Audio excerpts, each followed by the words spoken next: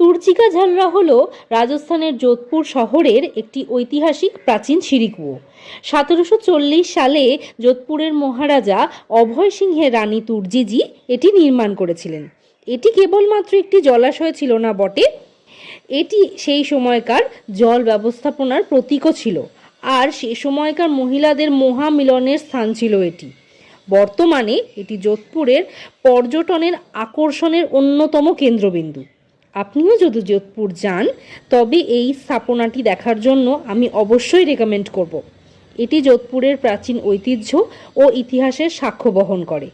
আর প্রিয় মানুষটির হাতে হাত রেখে এই সিঁড়িকুয়োর সিঁড়িতে বসে থাকেন যদি, দেখবেন সময়টা কিভাবে বয়ে গেল। এবার বলুন তো, এই ছবিটা কেমন লাগলো আপনাদের? কমেন্ট করে অবশ্যই জানাবেন। আর শৈবালের এই কাজটি ভালো লাগলে অবশ্যই লাইক, ফলো এবং শেয়ার করে দেবেন।